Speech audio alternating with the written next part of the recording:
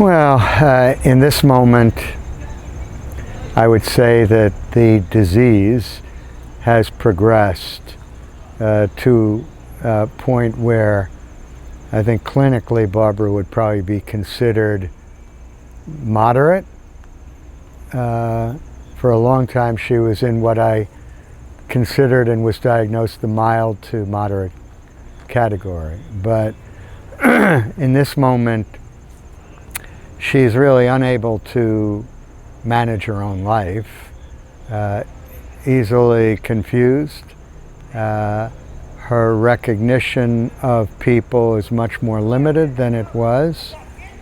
She has lost control of her words for the most part, albeit she manages brief incidental interactions, yes and no, and can indicate choice when asked to make certain decisions. But anything representing a complex thought will, even if she seems to know what she wants to say, will be relatively incoherent and given to interesting dynamics like repeating words and getting intrigued by the rhyming of her own words in the middle of her, in the middle of those same words. So I think at this point, this is as extreme as she has been, and the progression over a relatively short period of time, like the last 2 years, is dramatic. She was diagnosed in 2010, so we're talking now approximately 10 years. And the neurologist at the time believed that she had the disease for at least 4 years prior. So we're talking about 13 to 14 years. For most of that time, there was a progression, but it was very subtle. And that continued up until about 2 years ago. During that entire period of time, many people who would interact with her incidentally were not aware that she had it, either because she was good at disguising it, even if it was unconsciously doing that, or the contact wasn't sustained enough for them to see certain indicators. And it still amazes me how many people would say to me today that they never really knew up until fairly recently that she had this. Another aspect of it is that I, as her spouse and caretaker, became very good at helping her to disguise it. So we would go to dinner with people and this and that, and it was quite natural. Wouldn't seem unusual that I dominated the conversation and that she was able to go along and without it seeming that there was any problem on her part. 2 years ago, November 29, 2017 to be exact, right after we came back from a trip to Peru, which was a healing trip designed to potentially provide an opportunity for transformation and neural growth on her part by virtue of the various therapies that we availed ourselves of, concluding by climbing Machu Picchu, which is would be challenging for most people, which she did following me without, interruption. So she was extremely fit, still is. We came back from that visit, and I felt very good that while there was no tangible improvement, I did see the benefit of being in a community of people that really loved and cared for her. It brought her out in ways that I felt were noteworthy. Very unfortunately and sadly, a month later, she fell down the stairs in our house in the middle of the night. I take some responsibility for not having had a nightlight. I didn't think about it. I think I should have known that. And went to the emergency, broke her sacrum in a couple of places, which was particularly interesting since we had just come from the Sacred Valley, and sacrum does mean sort of the sacred center of the body, and which in itself was not catastrophic. It's something that didn't require surgery and would heal on its own, but they sent her to a rehab facility, which did prove to be catastrophic. Whether there was head trauma that we weren't aware of, or just what people refer to as hospital delirium, 5.5 weeks in that facility changed her and clearly accelerated her decline in a more pronounced and rapid way than had been at any period in the previous 12 years. Over these last 2 years, she has become more estranged from things that were familiar to her. She's been, now unable to really manage herself, outside of the house. She can't really be left alone because she might wander, get lost. There are still things that she does for herself in the house that, toileting and dressing and eating, although all with supervision, certainly as it relates to eating, food choice, getting dressed, clothing choice, but she's much more disabled than she was. When do you think Barbara became aware of her situation?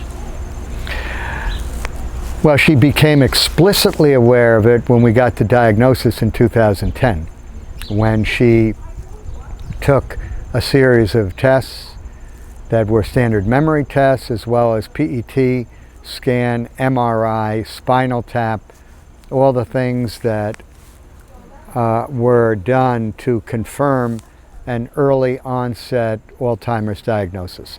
And I was sitting with Barbara in the neurologist's office when she looked straight at both of us and said, sorry to tell you that you are suffering from early onset Alzheimer's disease, which was like a thunderclap. So she was clearly aware. The reason we were at the office is because I became aware over the preceding months, if not years, that there were issues, memory issues, that were more pronounced than the normal issues that we all can suffer from time to time. More confusion. She was in a position of public leadership in any number of situations where all of a sudden she lost her confidence in her ability to lead, to create an agenda, to take people through a process, which I spelled a lot of it. For example, she was president of the temple and had to deliver a speech. I wrote the speech. She normally would have asked my input, but interestingly, she lost her sense of direction, which theretofore was unerringly accurate. You could plunk her down in the middle of the desert with no signposts and she would know, where she was. So these were indicators that there was something wrong. And whether she was aware of it, I have to think she was, like any of us would be when we're still highly self-aware.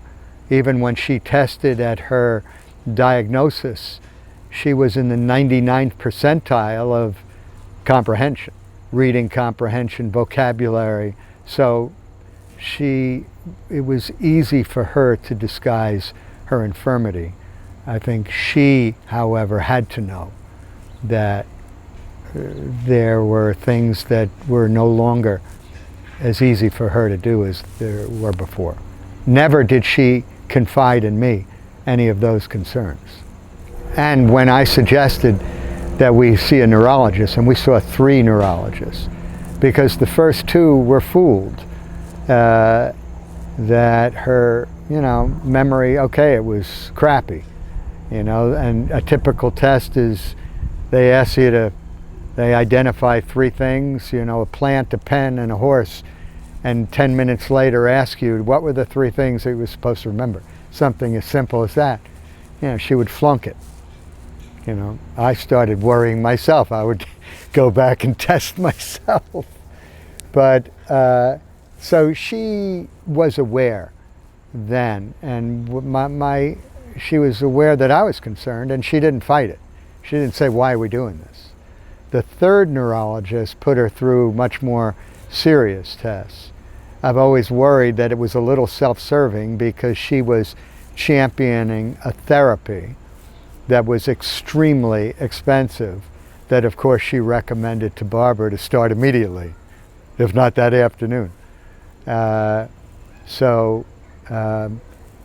there have been those that have wondered over the years, because Barbara seemed to be against type in so many other ways, that whether or not she actually had Alzheimer's, but I've never really gone back and questioned it, and I think time has borne out that, she had a serious issue. There have been any number of lessons that I've learned through this in the normal course that we could spend a lot of time on. Certainly, the most obvious one in Barbara's case was making sure that the house is safe. And I would say this would be not just for a person that's afflicted, but for anybody, because falls, which tend to involve brain or spinal trauma, are the biggest, cause of neurological impairment. And so whether somebody has it, and then it's doubly important because as I've seen in Barbara's case, this is what accelerated the disease more than anything else, her fall. And I've since learned that it's not unusual at all. Generally, because people that are afflicted, or one of the signs of affliction is that their balance becomes more unsteady. That was never really the case, obviously, to me in Barbara's case, but it could have been. Again, it could have been something disguised because she was so fit. I think that's one thing that's clear. As a person becomes more disoriented, simplifying their life in every possible way, whether it's decluttering a closet because all of a sudden choices become overwhelming, and a room and a drawer, things that I've learned to do in our own home. So it really depends. Lessons learned, I think, go along with the progression of the disease. In the beginning, it is recognizing that complexity is a problem for a person that is suffering this, even if it's in the very early stages. And my inclination as I saw that was to help Barbara so she wouldn't be embarrassed. Since she was still so public, it was to recognize that she needed assistance in whether it was preparing for a meeting or understanding something that we just were present at that she might be asked about. I would review with her what we experienced so that it would be fresh in her mind. So I think those in the incipient periods of the disease were making sure that she was safe in the home and elsewhere, and trying to make things simpler for her. When Barbara started to become aware of this disease, her response was interesting, and I would say it was twofold. One, it was in some ways denial, which probably meant that she was still hoping it wasn't true. And even at times would make light of it in ways that surprised me. I remember one time we were on a trip listening to music, and she was saying, you know, I have some real problems. My toes are weird, you know, and can't fit in shoes, and the guy canceled the appointment that I had, and I have Alzheimer's. She said it like that, to be funny, and it really took me aback. One, I was heartened by it because a sense of humor is, some say, the highest form of cognition. So she had a sense of humor, and she was making light of something that was obviously on her mind. So part is denial. Second part, particularly over the last couple of years, is sadness that sort of peeks through all of a sudden, where she'll be sitting in the car or on the couch in the middle of whatever it is and just start weeping, just crying. And I will say, you know, Barb, what's wrong? And she'll say, she's sad. She's just sad. So I think for her, that to me is the most significant response on her part. I don't really see it as much frustration. I think it was at a certain point, especially looking for a word, or when somebody wouldn't understand what she was saying, being, you know, bothered by that. I think now, I don't know how aware she is. I'm not sure if she even knows why she's sad intermittently as she is. She, I think, is aware to a certain degree that she can't participate in conversations that before she would avidly be involved with. And I think it is frustrating. And then she feels excluded. That's sort of this natural feeling, and makes her angry and agitated. And that has been much more my experience with her over the last couple of years, and especially in the last year, where conversations that I'm involved in at a reception, talking to somebody, she will very quickly turn away from it, want to leave. Or if I'm on the phone having a call with somebody, she will talk over the call to get my attention because she's angry that it doesn't involve her. It can't involve her. So those are reactions that are most recent. I think along the way, as this progressed, there were key moments that I think revealed to her, you know, that she was in trouble, and sort of accommodated. For example, up until fairly recently, a couple of years ago, before the fall and around the time we took our trip, she was still driving, as I find remarkable given where we are now. She picked out the car with me that we drive now, which is 2017 car, and which was to be both of ours. I knew at the time that her driving was really circumscribed, but she was still she'd drive to the gym, she'd drive to the supermarket, she would go herself to choose foods. When she had a couple of accidents, and they were minor accidents, thank God they didn't involve anybody else or even another car, but a curb where she would not negotiate a curb and blow out the tire and I'd have to come take care of it. Or she would get lost. She would find herself parked somewhere and go ask for help, would not know where she was. I think these were times where she started to become aware that she was losing control, and did not resist at all when I said, I think I'll do the driving from now on. As opposed to certain situations where people take the keys from their parents who may be suffering dementia of a sort, but where they might have a violent reaction because they'll know enough that they're giving up their independence. I think she knew she was giving up her independence, but also saw with clarity, as much clarity as she had in that moment, that she wasn't capable of managing herself.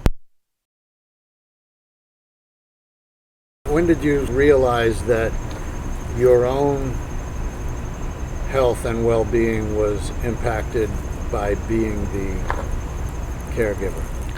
I think the awareness of my own health and the caregiver's well-being dawned on me pretty slowly. And in fact, one could say that it wasn't until very recently when my daughters, in fact, took me in hand and said, "Dad, our relationship with our mother doesn't really exist. You've been urging us to spend time with Mom, and you are taking us through an agenda of what do we understand, what do we worry about, what do we want, how do we want to..." Dad, our bigger concern is you. That we worry that if you go down, we are in trouble, all of us, the whole family. So we don't think that you are taking care of yourself, and you don't appreciate how at risk you are. I think that was when I really got it, because I think we do two things. I do anyway. Number one, I think I have a sense of my own capacity and energy and durability, that I can manage all of this and be relatively unaffected by it, which is probably a fallacy. In fact, science would indicate it is certainly a fallacy, that I have already affected my health, even though none of the metrics would indicate it. I think the other thing that I do is that I have always had ways to sustain myself, whether it's bad news or disappointments or failures, or I think that I've always been very good at transitioning, even in ways that I'm not aware of it. So, I don't know. I'd be hard pressed to recall a time that I'd been actually hurt in my life. And I don't think, objectively, I think there are plenty of instances where that might have happened, but my mind would take me past it.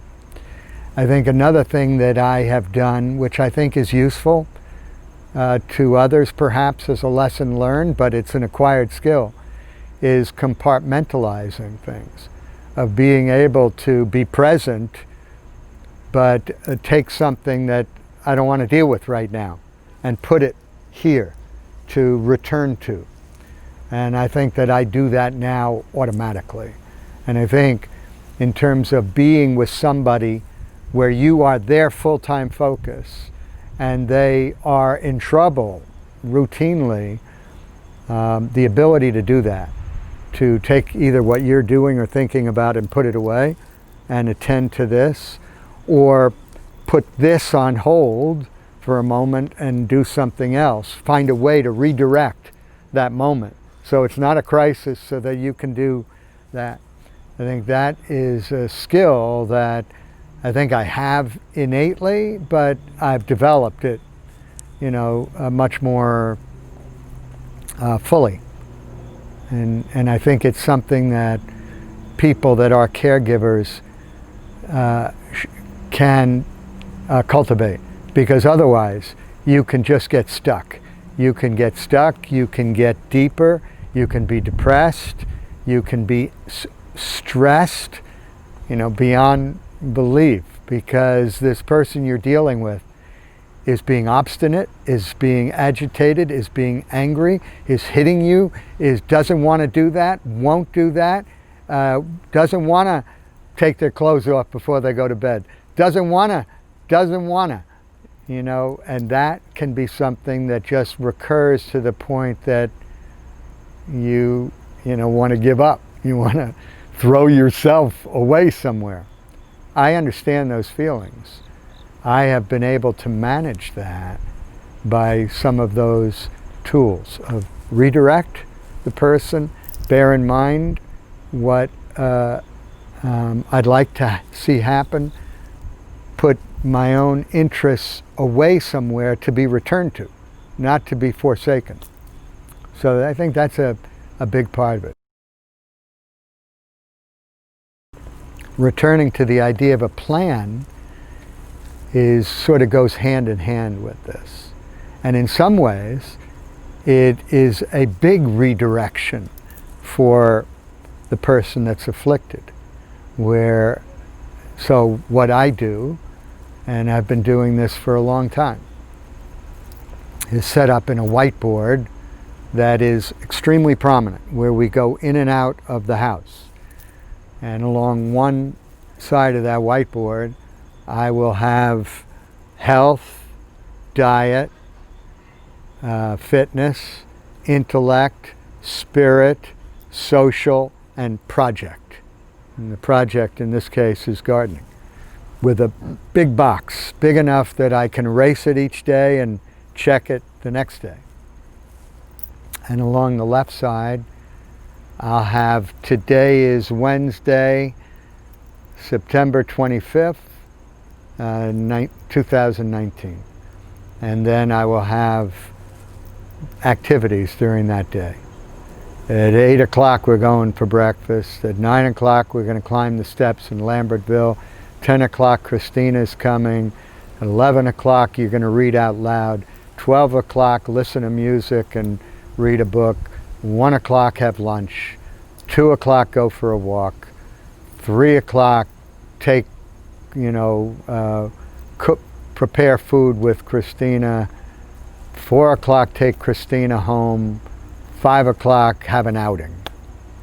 And in doing that, number one, therapeutically, whether it helps significantly or not, Barbara is aware there's a plan for her that touches all of these things that on a certain level she knows are important.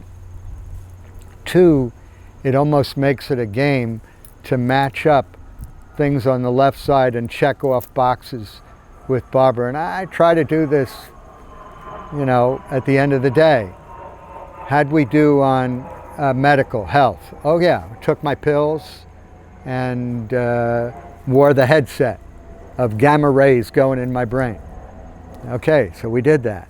What'd we do for intellect? Oh yeah, well, I read this and we watched something on TV. What did we do for diet? Well, we had blueberries, which are supposed to be really good for the brain. So we'll go down that list. And interestingly, when we leave the house, whenever we leave the house, even if it's 10 times, Barbara will stand in front of that board and look at it and try to see how she's doing somehow, even if it's relatively opaque for her, I think now. For me, it provides some structure. And now, especially that I've gotten somebody to spell me, which I would also advise any caregiver to find somebody, even if you are really limited financially, to come and spend some time or take the person to lunch or whatever it is, find time in a day to get a break, which is obvious, makes sense, but a lot of people don't do it from what I see. They are just trapped. So I do that, and I take my caregiver through the board. So Christina, you're going to do Barbara's nails with her today. Yep. She needs a shower. You're going to help her to do that. Yeah. And you're going to read aloud. You're going to read aloud for at least a half hour. Yep. And you're going to walk with her. Yes. And so this is a plan for her as well. So that's a big part, I think, of making a caregiver's life a little easier is providing some structure to it. I think it's an area that needs more attention. There are more things that can be done rather than just being a babysitter and subjected then to the whims and the problems of the person you're caring for, and just hoping that they'll go to sleep.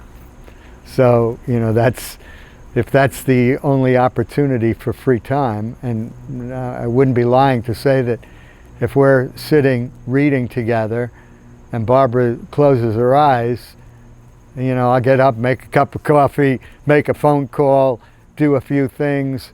I'll take advantage of that. But on balance, it's so much better to have a plan of engagement. Talk about the relationship between your well-being and Barbara's well-being. So, along the lines of engagement, one of the things that I've also found is that if I can marry things that I'm interested in with things that would be interesting to her, then that's a real successful exercise. So, for example, I'll ask Barbara, this afternoon, do you want to read and write and listening to music? She'll always say yes, avidly, with enthusiasm. And that's fantastic, because I may find that I have a couple of hours where we're listening to, music that we both like. Maybe we'll put on folk station or this or that, and she'll hear all of her, favorites, and Joni Mitchell and Bob Dylan and James and everybody else, and I will enjoy that, but I'll be able to read and write, and she'll have a book open in front of her whether or not she's reading. So that's clearly one thing. Second, using media, whether it's in the movies, although that's gotten a little more difficult for reasons that I'll explain, or television, picking out stuff that is engaging. There's great programming, and she'll always want to watch a movie or something episodic. I tend to do that at the end of the day because it's a natural glide into sleep. In fact, rarely does she finish a program, and we'll freeze it and pick it up, sometimes even the next morning. But that's something that's great for me because I'm interested, and it's good for her. Going to movies, going to theater, which has been huge in her life, going to museums, those are more challenging now, because what I've found as a caregiver, and this is another lesson learned for me, is that she gets depleted. Whatever energy she's bringing to something which would allow her some modicum of attention gets depleted pretty rapidly.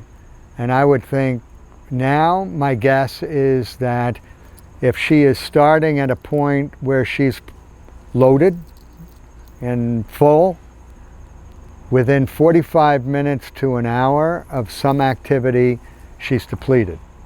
And then it becomes diminishing returns. She's probably not getting any benefit, and she is complaining. She wants to leave. She wants to go home. She wants to get up. She wants to do something. For the caregiver, that can be very frustrating if you're in a movie that you want to see the end. So, number one, you have to be ready for that, and you have to be ready to leave. And so I routinely get seats on the aisle in the theater or in a movie theater, so it's least disruptive. And if Barbara wants to go, after I say, Barb, only 30 more minutes. If that doesn't work, we're out of there. I don't fight it anymore. I also have to take into account now, which I didn't realize, of the full time involved, the drive to whatever it is. That's part of the count. It's not as intensive, but I would say 2 hours, including the drive, is maximum that I could expect Barbara to be with it. I didn't know that for a while, and that's probably because for a long while she could manage to sit through the movie or the play or the museum visit. Now, another thing that I do, and I called it project on my whiteboard, is an excellent opportunity to do something that I'm really interested in that can be of interest to her. Now that may mean redirecting my own interest to something that would be of interest, but that I can learn from and that I can be into.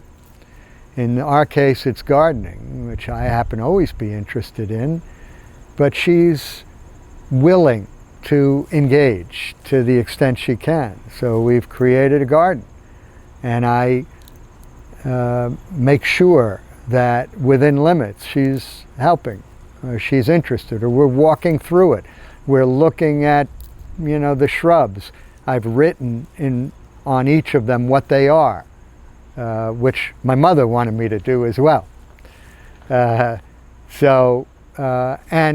for outings, which we do frequently, we know all 30 gardens that are within 25 miles of the house, public gardens, and we go. And she likes it because it's a walk in a beautiful place. And even then, after 45 minutes or an hour, she wants to go home. She's done. But it's something, these are all things that I've learned how we can do them together. It's interesting and enlivening to me, and it's engaging to her, however deeply that goes. So I would say the caregiver needs to think of him or herself as part of this design of what can be done that can be nourishing or enriching to the caregiver as well. On these various approaches to caregiving, one of the things that I have realized is it's a really hard job. Going back to what I said before, nobody's really trained. The only training, and it's a significant training, is being a parent. You are a caregiver to a child, certainly in infancy, and all along the way. You're developing tools. You have more than empathy, you have love. You have, on a certain level, unconditional love. Sometimes that gets sorely tested. Sometimes it's sorely tested in ways that a caregiver experiences routinely. You're on a family trip and you have 3 kids and one of them doesn't want to do anything. And it puts the whole trip in sort of a jeopardy. How do you deal with that? So, that's just one instance that I remember from my own experience with my oldest, who would resist as a matter of course. So we all bring to it, our experience as siblings, as parents, as children of parents. But I think this is an area that is yearning for training. And my experience, as I am a reader and somebody that devours content and information, is that there's very little of this.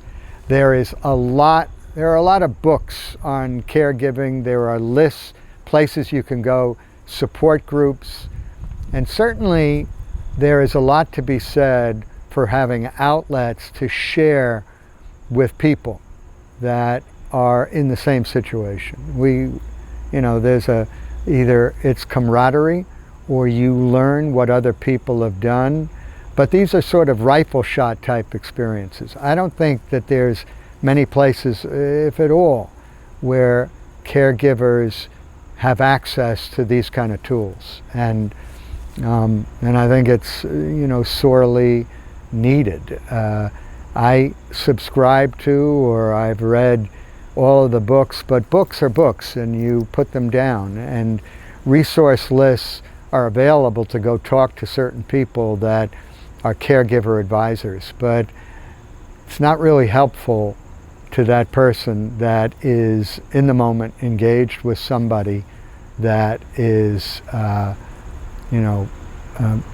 giving you real stress. And so, yeah, I mean, I have ideas about the nature of that kind of training and what kind of tools could be useful. And, another thing occurs to me as I'm talking about it that's been helpful to me, that may be more or less helpful to caregivers, is understanding, the disease itself and understanding the arc of the disease. I think family members, as opposed to professional caregivers, are going to be less informed.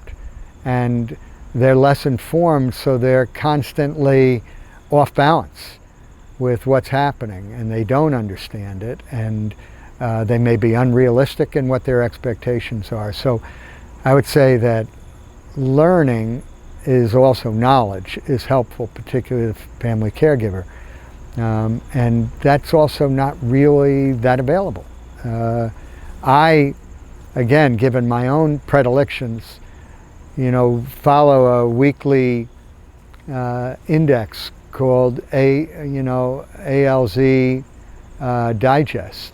And it's a digest of that week's scientific papers on what's happening currently in the science of Alzheimer's and what's working, more often than not, almost exclusively what's not working. But I find it helpful to me because I'm more actively involved in the caregiving from a scientific point of view as well, and it makes me feel better or more armed to deal with what I'm dealing with. And I think even in a more simplified fashion, it would be very helpful to people that are caregivers to have knowledge, and have knowledge that can be, augmented and supplemented periodically. It just makes you feel more equipped rather than not knowing what's coming at you and being apprehensive. Having knowledge both about what you're dealing with, as well as having tools that, however effective they are for the person you're dealing with, and let's face it, at a certain point, as I said before, at a certain point, the caregiver is the alpha and omega of this person's experience, and cognition tends to be reduced to that. And I think it's even reduced to the existential issue of not being abandoned, that this person is your last link to existence. That's a heavy deal. And so the more equipped you can be in dealing with that, and even recognizing what is happening and what's your responsibility and what is not at a certain point. It's very easy for a caregiver to feel guilty. A dozen times a day, where you want to say to the person who continues to rail against, shut up. And sometimes you might even say that, and then you can feel terrible because it's unfair. They know not what they do. They're not in control, but you have to be able to cut yourself slack and be able to do that and to recognize that it's not a terrible thing. This is what one can expect from this disease. And the more equipped you are, the easier it is to deal with that, rather than saying shut up and feeling so stressed that that's what comes out. You can redirect that person. You can, even to the point, I know with my spouse, she'll ask me something. It's never good to say, I don't understand. What do you mean? Because she won't know what she means, even if she really did mean something that was, genuine. I will just redirect. I will say either if it's a question, if she's asking me a question, I'll answer it, yes, no, or of course, or yeah, I don't really know. That is a much better thing to do. Or if she is in the middle of something where she is really agitated or straining, I will redirect it totally. Hey, Barb, you want to go for a ride? Can I make you a cup of coffee? Did I tell you about what so-and-so said? Without exception, that works. It's called redirection in my mind. It's simple enough to do. We just don't think about it in the moment that we're like ready to, lose it entirely because we're so frustrated. So, these are techniques that one learns along the way. This may be a little scattershot as I'm thinking about it. But I think the overriding point is you're a caregiver to the person and you are a caregiver to yourself. And you need to keep that in mind. And it also makes it easier to deal with the other person when you have yourself in mind as well.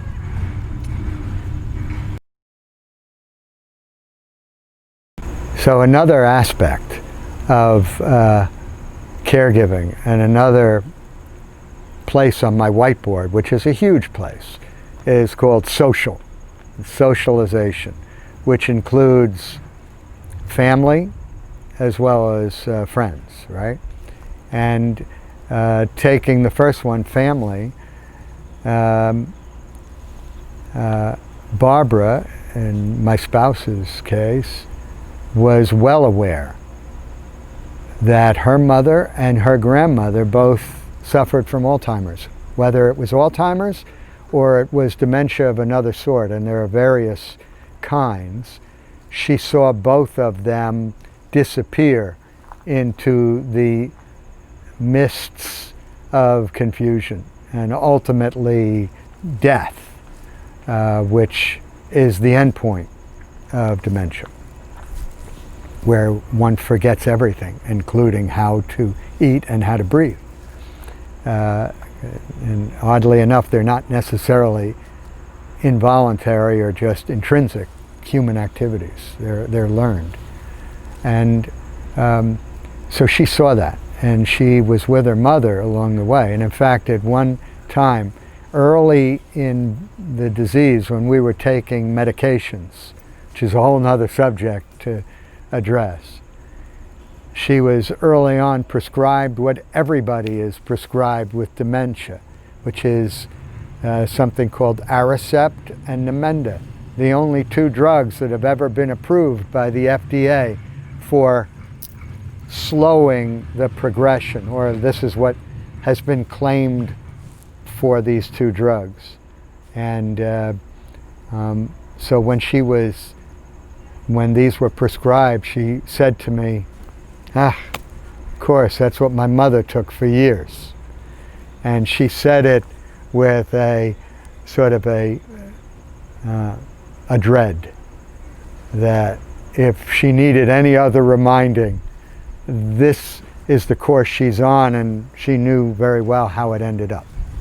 So I think, we all are aware, of our ancestry, our lineage, things in our histories. We may take some solace that our parents are long-lived, which in our case they are. We may take some solace that there's been relatively little heart disease, or but so we're aware. We're all aware, and especially if there is this kind of affliction in the past, there's no doubt that it affects one. Therefore, in respect of our children, my three daughters, well, they're very aware of it. Even if it took me a long time to address it with them. And I think longer than it needed to be, although I don't know that there's anything lost. I think my concern was bringing up a subject that didn't have good answers, and thinking that maybe they aren't thinking so much about it, so don't, introduce this fear factor, especially if It's like don't ask the question if you don't have the answer, or you don't know the answer you're going to get. So in my case, it was relatively late in the process.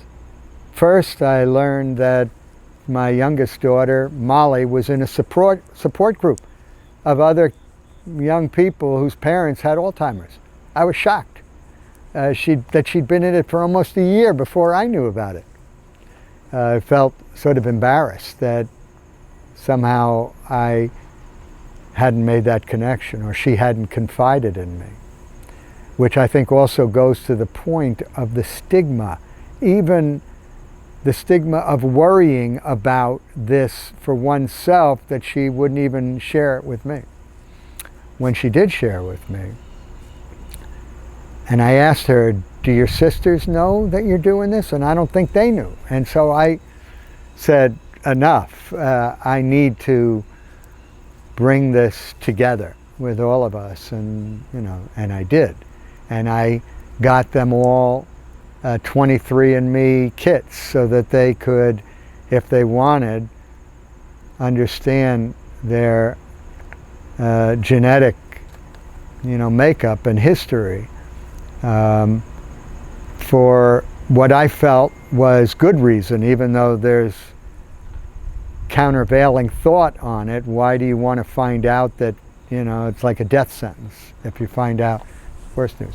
In their case, what they all found out was that because of their mother, they do have a very modest predisposition to late Alzheimer's, but not much more than the average population, because they only have one gene, which unfortunately I didn't have any, and they didn't get her double gene, which is what Barbara has. And that is not dispositive either, because her sister and brother genetically are the same, and they haven't shown any signs. So we went through that, and I think it was better for them that they did want to learn. They wanted my DNA testing. They wanted their mothers. I gave them everything. So I would personally think it is better to know and be equipped than not to know, because I am confident that at some point in the future strides will be made on ameliorating, if not curing, this. And secondly, you can start to undertake behaviors that are certain to result in a healthier life and may forestall the onset of something like this if that's in your future. So my children, after we went through that, then they were much more vocal all of a sudden, which is why I think it's a very good thing that we got into it, about their concerns. And as I may have indicated, their concerns were not their mother, who they feel is on this path that is terribly sad. She's mattered to them hugely and still does, but they don't have a relationship. It was with me. And they saw that opportunity as critical to impress upon me now, before I could succumb to an illness related to this caregiving, to take care of myself, which in their view meant getting somebody to spell me in the home so that I was free to enjoy my life, to pursue interests and take the weight that is so continuous off me periodically in the course of a day. And the social experience is, for Barbara, who's had so many friends, even if she is less and less able to recognize or recall the nature of their relationship, I have found it really important as a part of my programming for her that both can spell me as well as make it more interesting and provide an opportunity for all of those friends to feel better about that friendship and sort of honor their friend. I've made it a point to arrange for them to come to the house. We don't go to them, and I also don't really want to go to restaurants, but that's, more episodic. But typically to come to the house for lunch, 45 minutes on a Saturday, and be with Barb. With me too, or alone. It's now not easy to be alone because, again, I am now the center, clearly, of Barbara's universe. She can't just take a walk easily or go out with friends, and I think that's to be expected in my experience over the course. But arranging a social life of friends is good for everybody.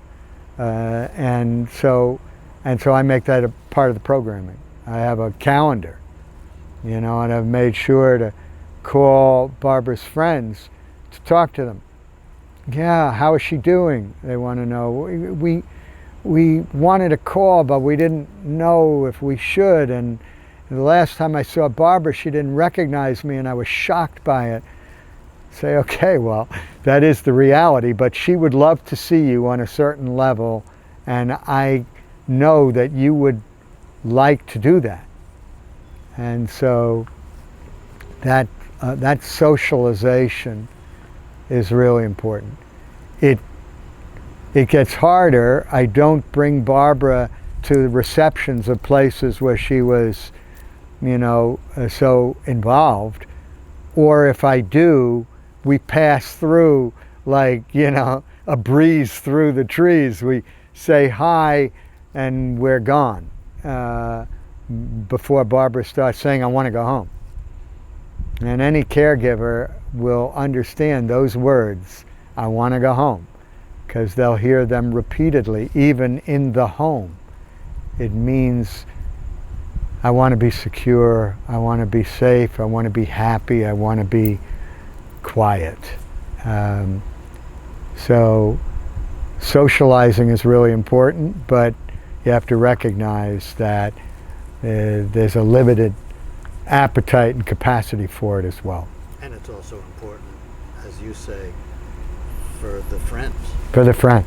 Yeah, the friends, it's really important, and it's amazing to me. I think more than any other affliction. You can go see somebody in the hospital.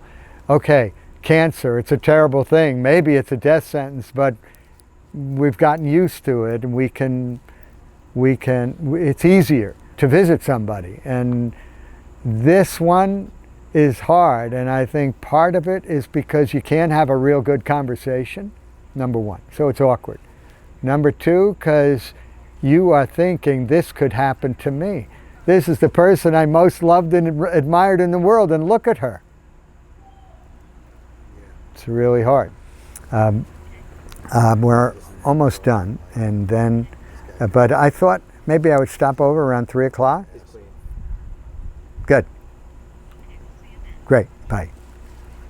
So this is one of my friends who's in my community who are all worried about me. So they are all making sure that I know, number one, that they're prepared to spell me, call them. And I think caregivers, we are all at fault. We forget, we get caught up, or we don't want to, be a burden to somebody else. This is my burden. I don't need to make it yours.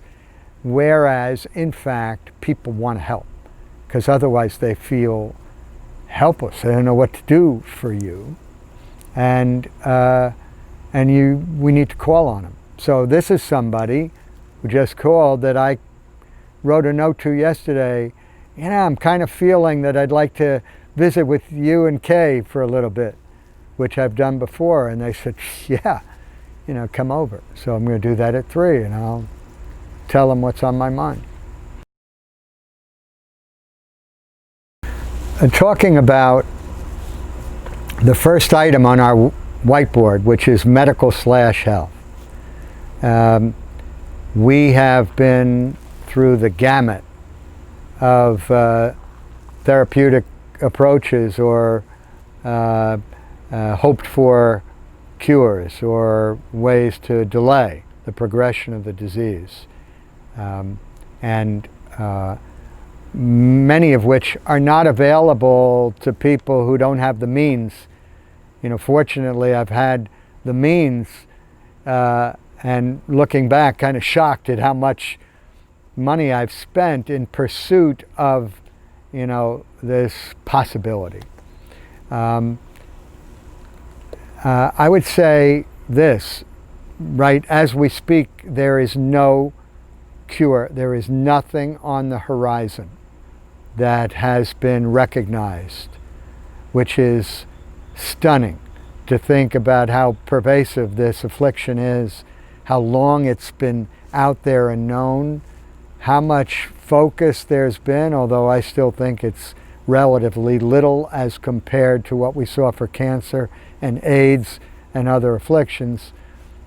And I have a view on that too, which is basically those that are afflicted, unlike, for example, people with AIDS, are not in a position to advocate for themselves, either because they're just not capable of it or because of the stigma associated with it. And that goes for their friends and family as well, who are also shy of bringing attention on this. Hence, very little attention, relatively speaking, has been shown.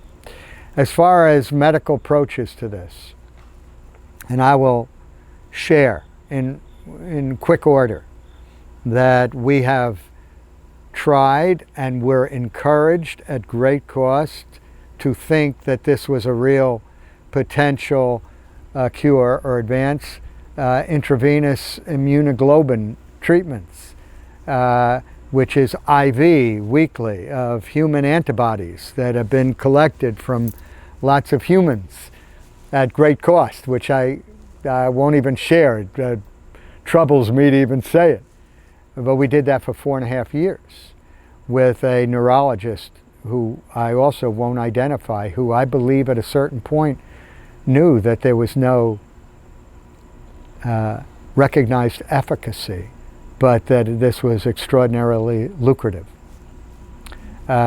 We tried until we stopped, and we finally stopped and found after we stopped that there was no discernible difference in Barbara's condition. And this is when she was still, relatively stable. We tried for several years what they called RTMS, which is repetitive transcranial magnetic stimulation, wearing a headset. Barbara used to call it head knocking. She liked it. I think she liked it because it was affirmative. You could check the box. Are you participating in something that may cure you? Yes. Head knocking. We did that for a long time. We did it in New York, and then we did it in Allentown. And I'll just give you an example of the cost of something that took 15 minutes. In New York, it was $650 a visit. In Allentown, where we switched to, it was $250 a visit. It's still a lot when you are going all the time.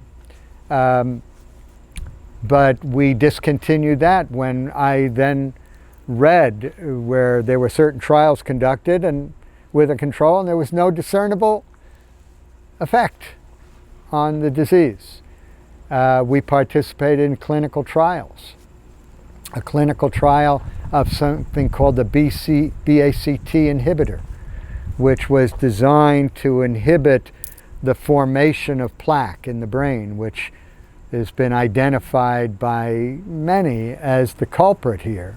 Not that it has provided or informed a therapeutic protocol to deal with it, but there have been many that tried. All the big companies, all the big drug companies spent billions. And one by one, including Merck, we participated in a 2-year trial, which was proved by the end to be not effective and was discontinued. They've all been discontinued. So I think we're all so eager, those that are caretakers or our family members or are afflicted, to find something that can do the trick.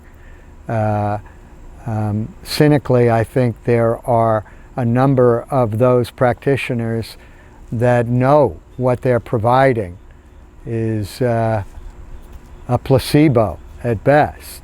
And sometimes that has some effect. If you feel like this is helping you, I think there are some benefits, but the fact is, still, there is nothing out there. And so for example, in my case, we got rid of Aricept, Namenda, some of these super expensive procedures that I decided, unless there is clear evidence that there is some benefit, it's not worth it. It's just layering on more procedures and swallowing more pills. And so I have reduced it, in Barbara's case, to what is called an estradiol patch, which is applied twice a week on her belly, and a progesterone. These are two estrogen boosting, which by all accounts is a positive, and a serotonin boosting medication.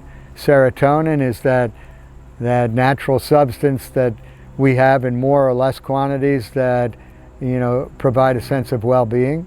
So that seemed to be a good thing to do, and she takes that each day.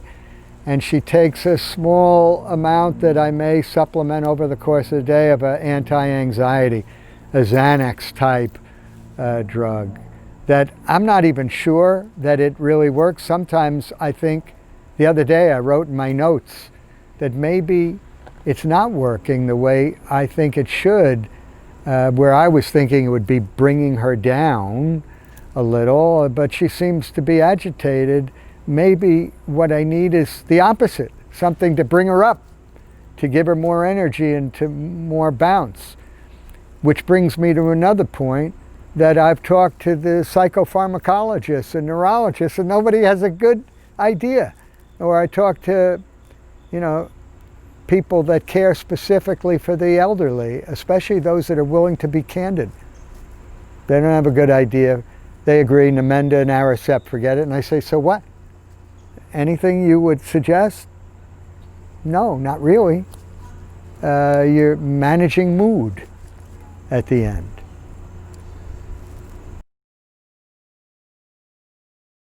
So bringing us to today, it seems to me you're in that shaded area, and then I guess we'll wrap, to be continued. That shaded area between placing Barbara somewhere outside the home with people in her situation and professional caregivers and all of that, and keeping her in the home, but bringing in somebody with more skills and empathy and professional training. Where do you stand on that? As far as thinking about now and the future and what would be best for Barbara, and that is the overriding consideration, although it gets increasingly difficult to just isolate that. But that is the consideration. I mean, on the one hand, I think about Barbara, and I think if Barbara could see where Barbara is right now, she would be mortified about her behavior and, how she is viewed. And she would almost certainly, I think, want to be probably put away somewhere so nobody would have to see her, or she would want to die.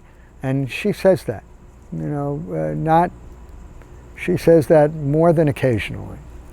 But she's not capable of making that decision. And that's not a decision that any caregiver can really take responsibility for, at least not this one. That all said, considering what the options are for her, and recognizing again and trying and holding on to her best interest. I did examine recently the options of a memory care facility. Very expensive, something I could manage, but it would be burdensome, as opposed to care at home. And in my case, upgrading the care at home.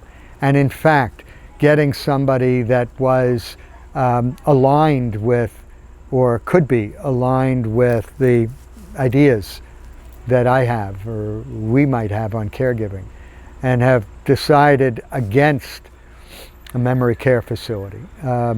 that could change in the future if things changed to a certain degree. But right now, and for the foreseeable future, my view is Barbara would be most comfortable at home.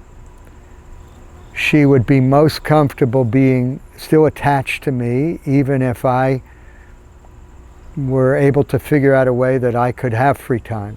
I might even be able to travel for 2 days or go to receptions in the evening. I think those are things that I intend, but that she would be better off and happier being at home and upgrading the care at home. I think that if I were to put Barbara in a facility, it would really be saying goodbye.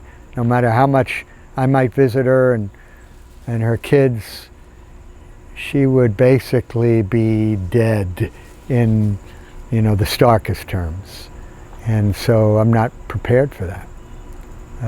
So that's the way I think in this case. I do think that the memory care facilities for many, whatever their circumstances, may be a good choice. And I was prepared to believe, and I saw evidence that there is a sense of community and people have an opportunity to have programmed activities and maybe have a better existence than being stuck at home not doing anything.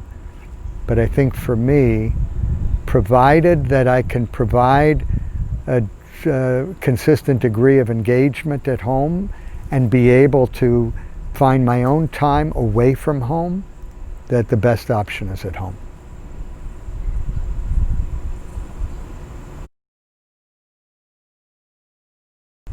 Being a caregiver has been an extraordinary experience. For a long time, I didn't really think about it. I thought about it as just fitting my life around it, taking Barbara with me wherever I was going, which included London, monthly for years.